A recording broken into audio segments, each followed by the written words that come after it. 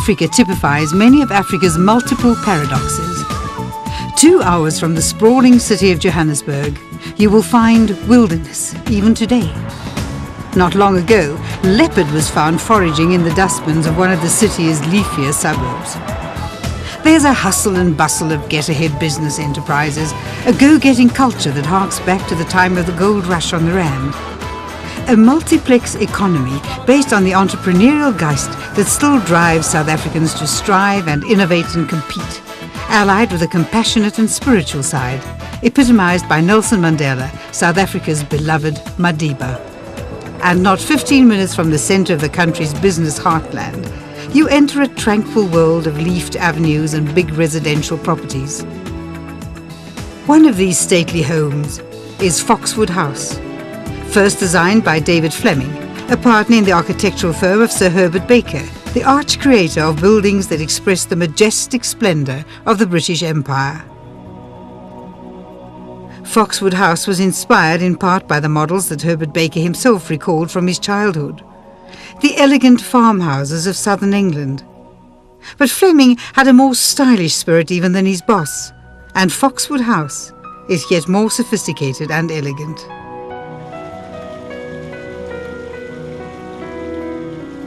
Today, the gardens of Foxwood House are home to a menagerie: ducks and peacocks, guinea fowl, dogs, and of course, people. It was designed for the Boustrad family after the First World War, but sold to the Oates family from Australia, one of Johannesburg's pioneers of the motor industry in 1933. Pearl, Bert Oates' wife, was lovely, strong-willed, and a wonderful gardener. In fact, she laid out the gardens at Foxwood herself, and her work is essentially unchanged.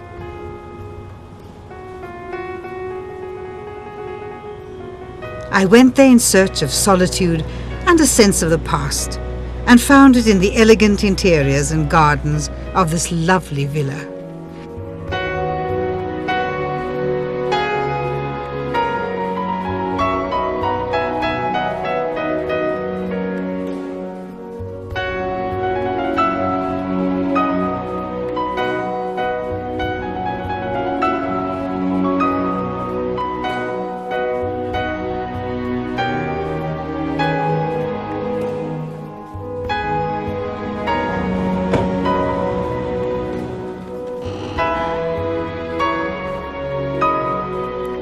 The present owners have restored Foxwood House to its former glory, refurbishing the panelling and the staircase and reverently installing this lovely portrait of Marilyn Oates, one of the two gorgeous Oates daughters.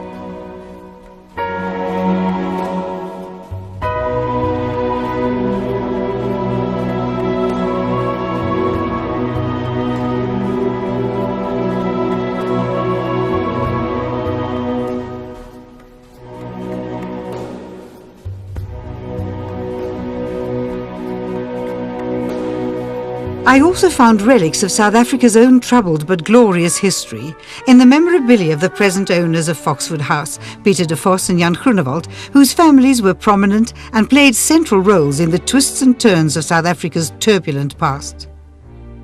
Peter is the great-grandson of President Steyn, and Jan's great-great-uncle was Paul Kruger, President of the Transvaal Republic at the time of the Boer War with Great Britain in 1899. And creator of the world-famous Kruger National Park. The two present owners have filled the house with inheritances from their own families' pasts. Many of these eclectic pieces and ephemera dating back over 200 years. These melancholic relics are both moving and heartwarming, and include likenesses of Mrs. Tibby Steyn and her great-grandchildren, Emmy Steyn, the daughter of President Steyn. Memorabilia related to the signing of the Treaty of Vereniging, which brought to an end the tragedy of the Boer War.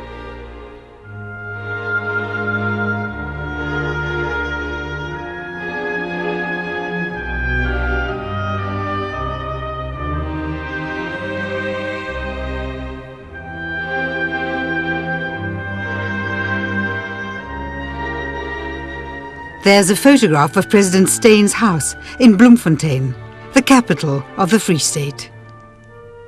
and even a tribute to the Steyn family's affection for the finer things in life, like good wine. A cheque to the local bottle store in payment for a consignment of the finest French reds then available.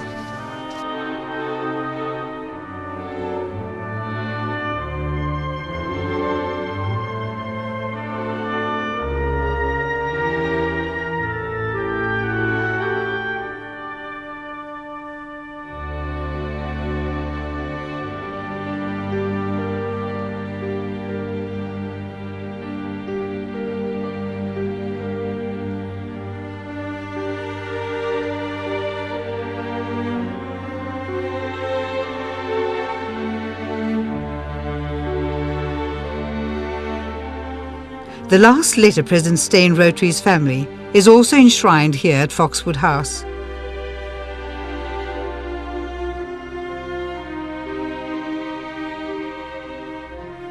But that is all past.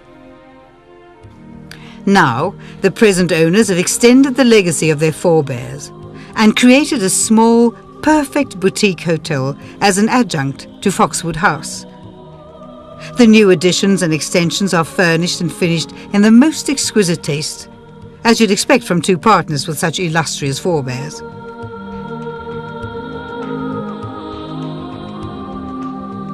I went for breakfast, looking for a place of stillness where I could write up my diary, and sat outside and soaked up the tranquility and the serenity of the vast gardens.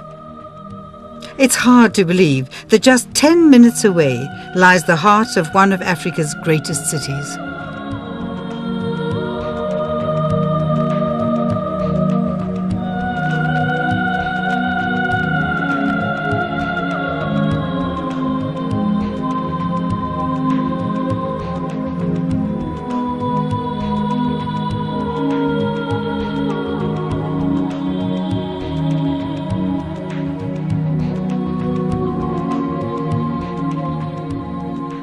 The hotel specializes in conferences, but not to the exclusion of small groups or romantic couples or discerning tourists or honeymooners.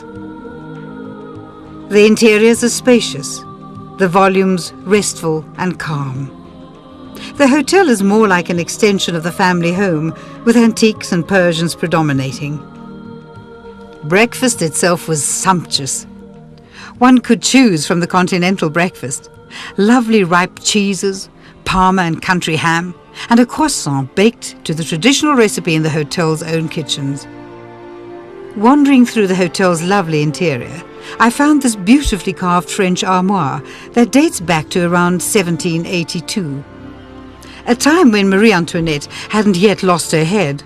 The peasantry were properly silent, and the genteel and luxurious reign of Louis XVI was as yet untroubled by thoughts of the guillotine and revolution. The furniture is an eclectic selection, with a strange juxtaposition typical of inherited pieces. The dining room is furnished with typical Victorian balloon-backed chairs. There's also a vast Victorian Cuban mahogany dining table, and a variety of other styles that sit well together despite the disparities in age and provenance. There's this unique Art Deco suite too, furnished with originals and reproductions that reflects the refined taste of an earlier and more elegant age.